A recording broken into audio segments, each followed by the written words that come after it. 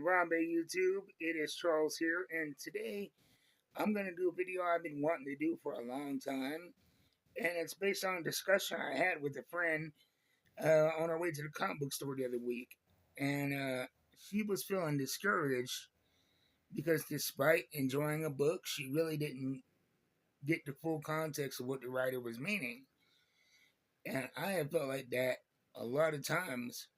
But the simple fact of the matter is there is no wrong way to enjoy or collect comic books or action figures. Our life is dedicated a lot of time to mere survival. We work, we eat, we clean, we cook, we take our medicines, we do all this stuff we have to do to survive. And I think that we carry a lot of that regimentation that is necessary to survive into our hobbies. But those are meant to be escapes from the monotonous, from the regimented per se, and there is nothing wrong with enjoying something for your own personal reasons. Um, I first got into nerddom via action figure collecting, and when I first started collecting, I felt I felt a bit ashamed because I'd always shamed others about it, and toys are just for kids. And then so I felt like I had to justify it as, well, these are investments. So I'm just gonna leave them in the box and never enjoy them. And I got into the hobby a little bit, and a strange thing happened one day. The packaging broke on an action figure, and I got it in my hand. And I looked at it, I played with it a little bit, and I truly enjoyed the action figure. So I opened another one, and I started taking pictures of them, putting wrestling moves on each other. And that was much more fulfilling than buying them and hanging them on the wall, or buying them and boxing them away to resell later. And so that's when I discovered that, it's different strokes for different folks. And how this relates to comic books are, I think we put a lot of rules on ourselves about the right way to enjoy something. When I first started collecting, I started collecting because,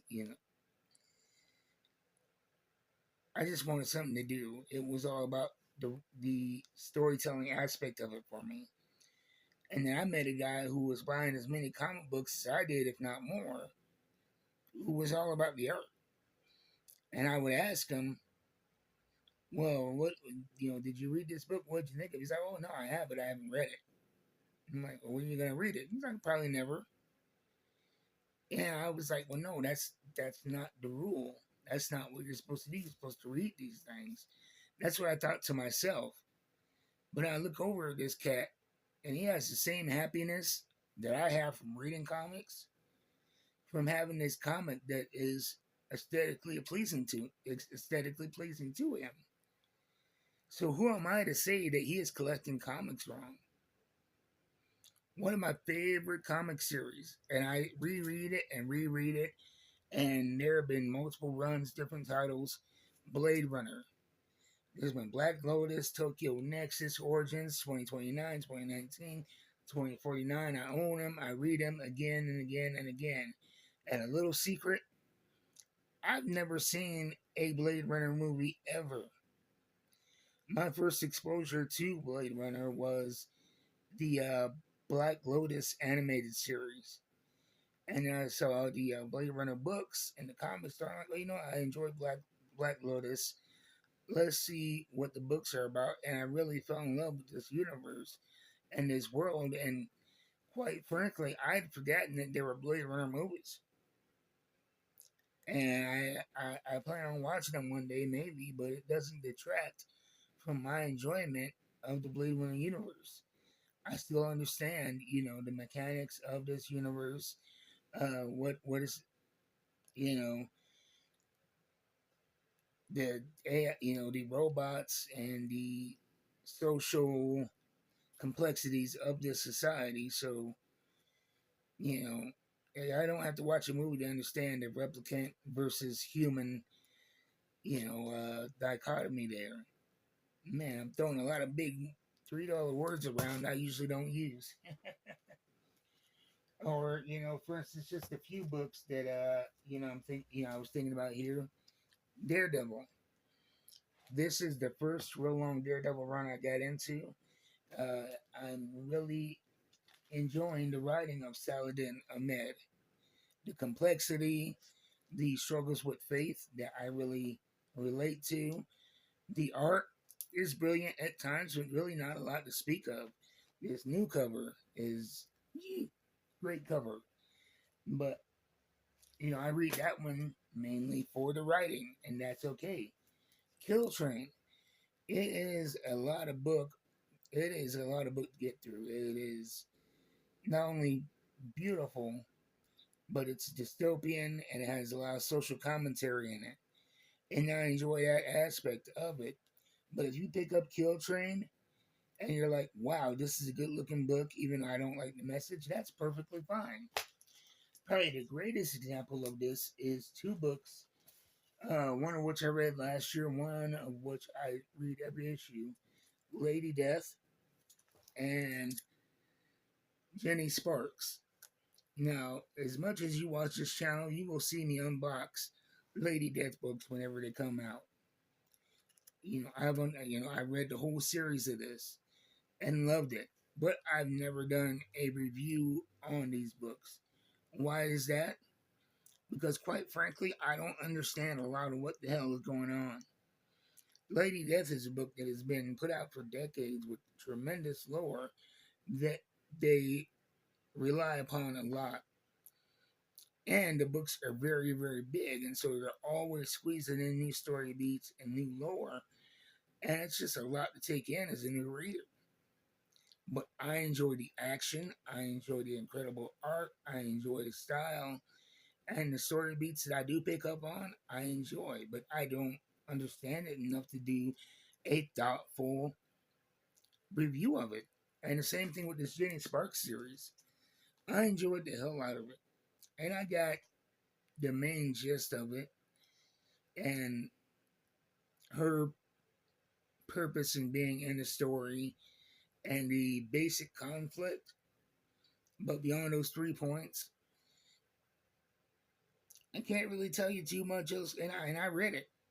And I'm not an unsmart person, but it was a new character that I was getting to know in this book and a new storytelling style that I wasn't too familiar, that was really jarring for me. And they throw a lot of information at you and time jumps to span through every issue. And so I talked about what I might do is I might do a reread and actually write down points that I want to do for an overall review of this book. But it's not something I can riff off the top of my head about, but I enjoyed it nonetheless. And that is perfectly fine. One of my favorite current series is King Spawn. And it's not because of the writing, because Todd McFarlane is, if he's not writing script, he's writing additional script or the basic story beats. And so it's going to be consistent. But the reason why I love King Spawn is because of the artist, Yildiray Cinar. I love everything that man does in this universe. And as soon as I get a King Spawn book, I open it up and I love it. And it's not because of the story beats or the what it adds to the world, even though the story is great. And it does add a lot to this Spawn universe. But if I'm being real with you, if it wasn't for the art of Yildiray Cinar, I probably wouldn't be reading this because it's not a necessary part of the Spawn universe to enjoy it. But the art, in my mind, in my estimation, is can't miss.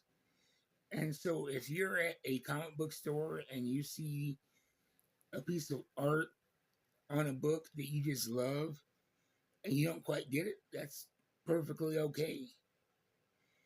If you don't like the art or something, but you love the writing, that's perfectly okay. If you want to buy it and hang it up on the wall, that's perfectly okay. I have multiple walls around me of comics that I have framed. And I've read them all, but there's some people that just frame them, they get them graded, and they tuck them away or you hang them up, and that's okay too. The most important thing is, does this do this? Does this make you smile? If it doesn't make you smile, don't waste your time on it. But if it does make you smile, don't question it. Enjoy that moment. Anyway, you guys be easy. Thank you for watching. And I will see you next time. Until then, keep reading books. You know I'm going to. I'm out.